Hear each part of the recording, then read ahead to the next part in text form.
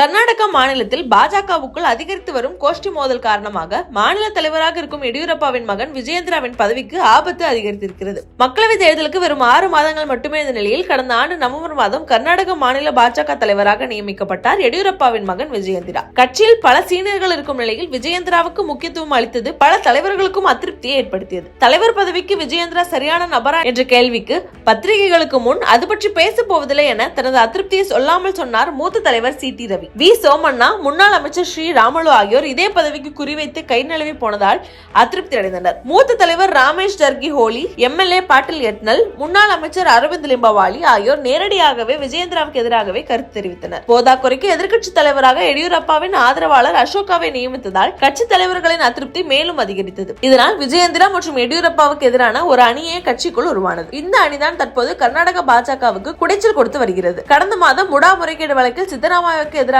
விஜயேந்திரா தலைமையிலான பாஜக ஒரு பேரணியை ஏற்பாடு செய்ய எட்னல் மற்றும் ஜர்கிஹோலி அணியினர் தனி பேரணிக்கு ஏற்பாடு செய்து பாஜகவுக்கு அதிர்ச்சி கொடுத்தனர். ஆளும் கட்சி எதிர்க்கும் விஷயத்தில் கூட பாஜக ஒன்றாக இல்லை என்கிற விமர்சனங்கள் எழுந்தது. இதனால் இந்த விவகாரத்தில் RSS தலையிட்டு சமாதானம் செய்து வைக்க முயற்சி செய்தது. வியாழக்கிழமை என்று RSS முக்கிய புள்ளி முகுந்தா மற்றும் பாஜக பொதுச் செயலாளர் BL சந்தோஷ் தலைமையில் நடந்த இந்த மீட்டிங்கில் ஜர்கிஹோலி, பிரதாப் சிம்ஹா, எட்னல் ஆகியோர் ஒரு அணியாகவும், எதிர்க்கட்சி தலைவர் அசோகா, மாநில தலைவர் விஜயேந்திரா, சட்டமேலவை எதிர்க்கட்சி தலைவர் தலவாடி நாராயணசாமி ஆகியோர் ஒரு அணியாக கலந்து கொண்டனர். மீட்டிங்கின் போது இரு அணி தலைவர்களும் வேறுபாடுகளை ஓரமாக வைத்துவிட்டு கட்சி வளர்ச்சிக்காக இணைந்து பணியாற்ற வேண்டும் என வலியுறுத்தப்பட்டதாக கூறப்படுகிறது. ஆனால் கூட்டம் முடிந்த கையோடு விஜயேந்திரா ஒரு ஊழல்வாதி எனவும் அவரை ஒருபோதும் நாங்கள் தலைவராக ஏற்றுக்கொள்ளவில்லை என்றும் பேசி அதிர்ச்சி கொடுத்திருக்கிறார். அவருக்கு பாஜக கொள்கைகள் கூட தெரியாது எனவும் கடுமையாக விமர்சித்திருக்கிறார். 2020ஆம் ஆண்டு எடியூரப்பா அமைச்சரவை இடம்பெற்றிருந்த ஜர்கிஹோலிக்கு எதிராக ஒரு ஆபாச வீடியோ வெளியானதால் அவருடைய பதவி பறிபோனது. இந்த சம்பவத்திற்கு முன்பிருந்தே விஜயேந்திராவுக்கும் ஜர்கிஹோலிக்கும் இடையில் மோதல் நடந்து வருகிறது. கடந்த ஆண்டை கொரோனா காலத்தில் எடியூரப்பா ஆட்சியில் 40,000 கோடிக்கு ஊழல் நடந்ததாக பகீர் கிளப்பினார் எட்னல்.